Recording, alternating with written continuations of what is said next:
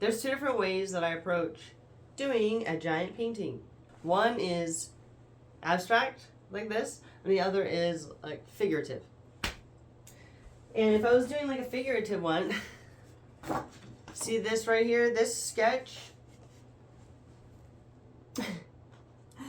this became a 6 by 3 foot painting. So this, I did the sketch, and then I transferred it to my computer, and then I used a projector to project it on a canvas this size, sketched it with pencil, and then, I did a lot of editing after that. But it's cool when you do a really small sketch and scale it up. It does something totally different than drawing something big at size. I can't explain it, so you'll just have to try it. The other method is abstract. Just practicing. It seems simple, but so what colors do I want to do?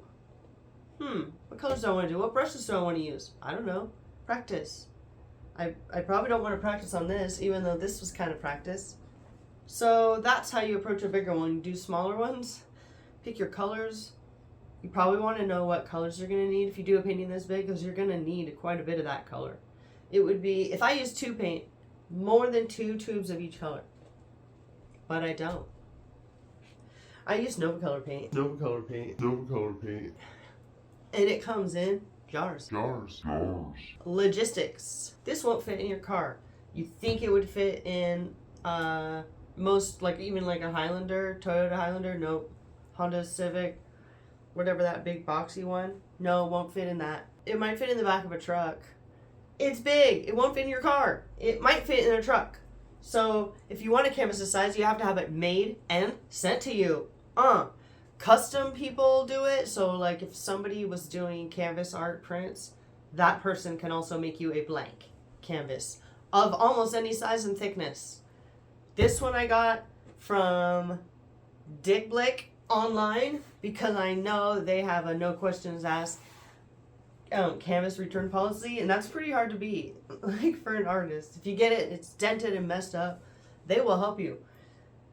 But I bought a 3-pack, I think. Yeah, it was a 3-pack because then it bumped the price down by like half price per canvas, right? So I had to make this investment of $400 and something to get the 3 canvases, and then they were mailed to me. Boom, then they were at my house, and I slowly, quickly realized that I would need a truck to move them from that point out. And also, let's just pretend I painted this and somebody saw it and they wanted to buy it. And that you can't just like walk this down to UPS or US Post Office. In fact, they'll tell you have to do like standard shipping or freight shipping or something like that. So what I've done 3 or 4 times is fine art shipping, which is like half the cost of what like a UPS would be. And it's cool. Some people tell me to just rip it off the wood and roll it up and mail it, but I just haven't done that. That's just hasn't been what I've done. So one day I'll try that. Maybe that'll be my next video. Just kidding. So anyway, when you're doing a giant canvas, you need a lot of paint, more paint than you would normally. Let's say you normally use a palette like this that uses like this much paint. Did you know you could do this? Whee! It just comes right off. Anyway, so if you're normally using a palette like this, maybe go deeper, go bigger, so you can put more paint out, so you can get more paint going. How did I do this painting though? Don't you want to know? I think you do. I put this on my dining room table, face up. I got an 8-foot dining room table that I love. Put it on there, and then I put this color here, this color here, this color here, this color here, put this color here, this color here.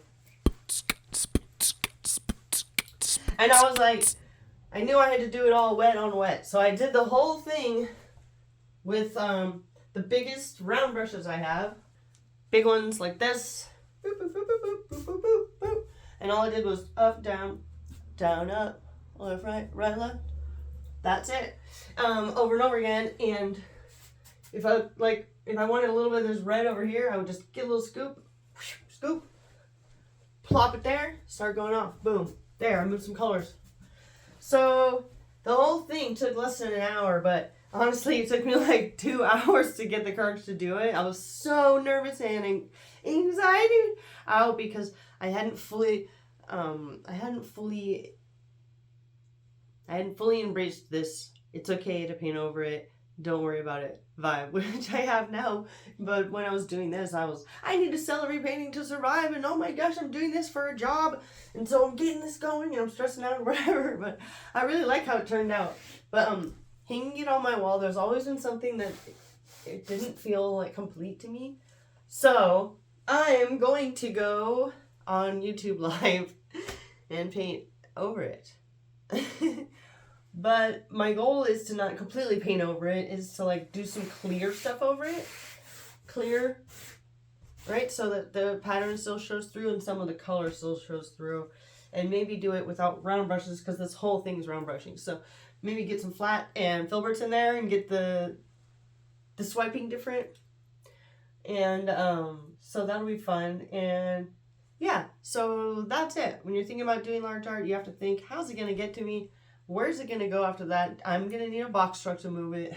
It might work out in the back of a pickup truck if you strap it down, if you're not worried about your art flying out on the freeway.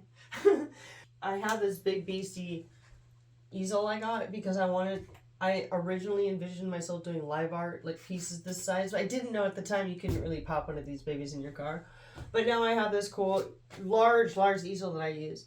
And it even does 6 foot this direction. So it's a pretty cool easel. If I want to do a 6 foot painting, I can like strap it in and feel safe that it's going to be painted. Otherwise, I'll just lean it against the wall or hang it on the wall and paint it on a wall. So there's all these things you have to think about. Like, so I got a 6 foot painting. I have a 6 foot canvas. Where am I going to paint that? Do I have a place in my house big enough for that? Do I have a tarp big enough to go from this end to this end, right? It's not just like a little towel anymore. And then when you're coming off the sides, what? When you go like this, and when you go like this, and when you go like this, and when you go like this, and then you have a song going. Just kidding. Seriously. It goes off it hits the wall. Every time you go like that, boop, it's like slingshot. It slingshots your paint to the wall. So now you know you're going to slingshot paint on your wall. You might want a tarp back there. And then just consider securing it down if you're going to do it vertically. For me, now I know I'm going to do like some drips and stuff on here. So I put it on here. And I get my trusty level out because I want to make sure those drips go straight down. Yep. And I don't want to have messed up drips, bro.